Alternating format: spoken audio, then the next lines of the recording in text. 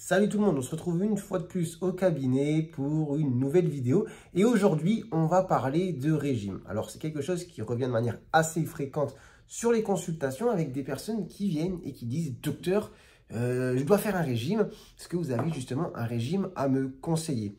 Alors dans quelle situation en général on se retrouve quand c'est comme ça? Alors des fois il y a un vrai problème de santé derrière, par exemple une découverte récente de diabète et là les gens douche froide, ils se disent « bon là il faut que je fasse un régime ».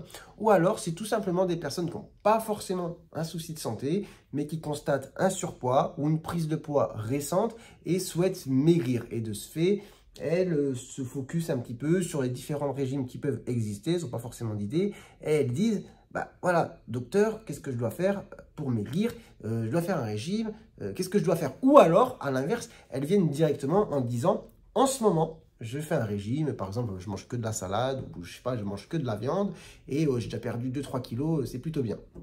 Bon, alors aujourd'hui, on va faire un petit peu le point, en tout cas, via mon expérience. Je tiens à signaler en ce début de vidéo que je ne prétends pas être nutritionniste, d'accord? Je suis médecin généraliste, mais on va essayer de rester simple. Alors que la nutrition, c'est quand même quelque chose de complexe. C'est souvent du cas par cas, ça demande un temps de consultation long et ça dépend vraiment des différents paramètres qu'on va retrouver en tout cas chez le patient. Mais parfois, il faut savoir rester simple.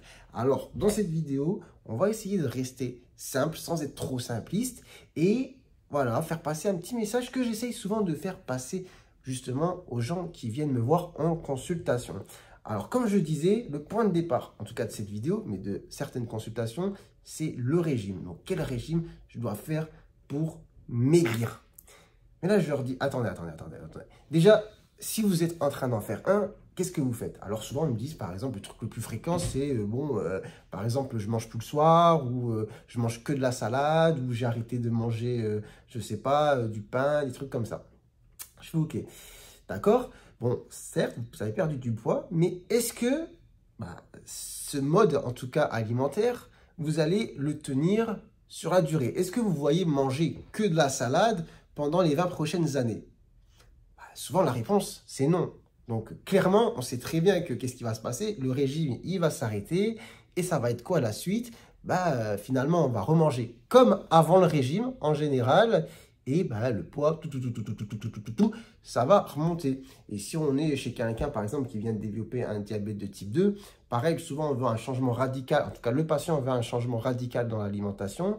Et ce radicalisme, en tout cas, souvent, il est assez extrême. C'est-à-dire, on passe d'une alimentation très déséquilibrée à une alimentation aussi très déséquilibrée, mais pas forcément dans le bon sens. C'est-à-dire, voilà, on supprime toutes les formes de glucides, on mange que des légumes, et puis on se dit qu'on va faire ça pendant les 30 prochaines années, parce que de toute façon, il y a un diabète qui est arrivé, et on en a peur, et du coup, il ne faut plus manger comme avant. Et là, écoutez, je dis, non, mais voilà. Le régime, là, c'est pas possible. Vous n'allez pas le tenir et dans tous les cas, il y a un moment, vous allez l'arrêter et vous allez remanger comme avant. Voire pire, parce que peut-être il va avoir un effet compensatoire, c'est-à-dire que ce régime va être tellement, on va dire, dur psychologiquement, qu'une fois que ça se termine, il va avoir, on va dire, des compensations alimentaires un peu, un type d'hyperphagie, je sais pas, mais vous allez manger peut-être plus qu'avant et peut-être moins bien. Donc, on va rester très simple. Si on fait le point, là, sur les derniers temps, les dernières années, vous mangez comment? Et des fois, il suffit juste de se baser là-dessus. Vous mangez comment?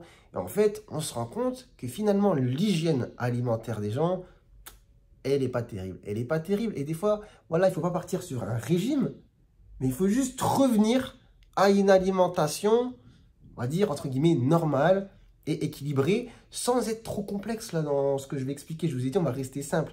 Mais par exemple, souvent, les gens, ce qui va se passer, on fait un petit peu le point, mais quelque chose qui va revenir de manière très régulière, c'est que les personnes mangent tard le soir, par exemple, vers 21h, 22h, et vraiment beaucoup. C'est-à-dire, on n'a pas mangé depuis le midi, on a travaillé, on a pris les transports, on a fait ce qu'il fallait faire, on est hyper fatigué, on a faim. En plus, on est bien content d'être à la maison tranquillement. Alors là, soit qu'est-ce qui se passe, c'est on se commande un gros truc, soit on se fait une vraie bonne bouffe à la maison, une grosse assiette de pâtes ou du riz. Là, ça dépend un petit peu aussi des cultures, parce que moi, en tout cas, ici, j'ai des patients qui viennent de toute la planète. Et en fonction un petit peu des origines, des traditions, de la culture, il y a des repas qui reviennent vient de manière très régulière. Par exemple, pour mes populations qui viennent d'Asie du Sud-Est ou d'Afrique noire, il y a beaucoup de plats à base de riz.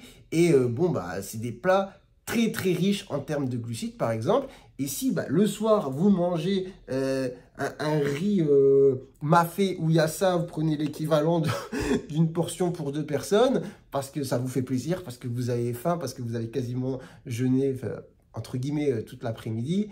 Bon, clairement, on n'est pas sur une alimentation, enfin, un régime alimentaire top, top, top. Là, vous allez faire finalement que stocker. Et évidemment, ça ne va pas être le meilleur moyen de perdre du poids. Et au contraire, ça va vous faire grossir. Et évidemment, il n'y a pas que ça. Donc, il y a le fait, voilà, de manger tard, d'aller dormir juste après, de manger en grande quantité le soir. Et puis, dans la journée, bon, on ne cale pas des bonnes heures de repas. Et du coup, on a souvent faim. Et qu'est-ce qui va se passer? On va grignoter 2-3 trucs et pour casser un petit peu l'appétit. Qu'est-ce que ça va être? Ça va être des sources de glucides essentiellement. Hein, je sais pas, des chocolats, des barres de céréales, des trucs comme ça. Et ça, on va le faire plusieurs fois dans la journée. Et parfois, des fois, c'est même pas qu'on a faim. C'est juste, on mange un petit peu par réflexe. C'est un truc qui traîne. Je vais les grignoter. Et puis voilà. À côté de ça, truc, évidemment, parce qu'on parle des apports, mais il faut parler aussi des dépenses. Chez la plupart, voilà, des personnes qui vont avoir ce motif de consultation, on dit, mais à côté de ça, est-ce que vous dépensez justement de l'énergie? Est-ce que vous faites du sport, de l'activité physique? En général, non. Et le poids, en tout cas, si on reste très très simple, il y a d'un côté les apports, d'un côté les dépenses. Évidemment, si vous avez des apports qui sont assez conséquents, dispatchés un petit peu de manière anarchique sur la journée, avec des apports parfois très très importants, très caloriques, et qu'à côté de ça, niveau dépenses, il n'y a que dalle. Bon, c'est mathématique en fait au bout d'un moment. Qui à ça, vous rajoutez un petit peu vos prédispositions génétiques, votre terrain familial, et après, boum, ça flambe un petit peu. Donc voilà, pour rester très simple, les gens, je leur dis, mais en fait, là, vous voulez partir d'un extrême pour en passer d'un autre. C'est-à-dire de l'extrême où vous avez un mode alimentaire totalement désorganisé, anarchique, et qui n'est pas adapté pour un bon état de santé, on va dire, à vraiment, je mange plus rien. Non, c'est pas possible. C'est pas possible. C'est pas possible. Et surtout, ça sert à rien. Et il n'y aura aucun bénéfice finalement d'un point de vue santé. Ce qu'il faut faire, c'est rééquilibrer l'alimentation, prendre les bonnes habitudes et maintenir ces habitudes. Mais ça sert à rien de partir sur des régimes radicalistes, extrémistes. Donc voilà, la première des choses que je vais dire, c'est écoutez, très simple. Déjà, on arrête de se gaver le soir juste avant d'aller dodo. Voilà, on essaye de manger déjà, de laisser un petit laps de temps avant le repas du soir et avant d'aller se coucher. Et le soir, on mange tout simplement des portions qui sont normales. Et pour éviter justement de manger x2 le soir, l'idéal, c'est d'avoir mangé à midi. Hein, parce que souvent, le midi, ce qui se passe pour la plupart des travailleurs, etc., c'est on n'a pas trop le temps. Donc, on prend un petit sandwich vite fait à la boulangerie. Mais en fait, ça ne cale pas trop la faim. Et à 20h, 21h, on est affamé. Et là, il se passe ce qu'il se passe. Donc, on essaye, voilà, de répartir les repas sur la journée de manière, on va dire, régulière, d'éviter justement d'avoir cet effet « j'ai trop faim, je mange trop », de peut-être avoir justement des collations le matin ou l'après-midi qui vont permettre justement, voilà, d'apaiser un petit peu ce phénomène sans que ce soit voilà, des collations hyper riches en calories glucidiques. Bon, ça, là, on entre un petit peu plus dans le détail. On pourra en parler un autre jour, de voir voilà, je pourrais d'ailleurs faire une vidéo avec un nutritionniste pour faire une vidéo sur quel type de collation on peut faire justement sur les demi-journées sans que ce soit quelque chose de trop riche en calories ou que ce soit un apport trop riche en glucides. Ça sera peut-être une bonne idée de vidéo. Donc voilà, donc essayez de manger à des heures régulières, ne pas se gaver le soir, laisser un petit laps de temps avant d'aller dodo, faire une activité physique en parallèle pour justement augmenter les dépenses, voir une alimentation un petit peu plus variée. C'est sûr que si vous mangez que des pâtes, du riz, des pommes de terre, des frites et pas trop de fibres, pas trop de légumes, ça ne va pas être bon parce que finalement, vous allez vous contenter, enfin, vous allez, comment dire, vous concentrer sur les glucides pour couper la faim.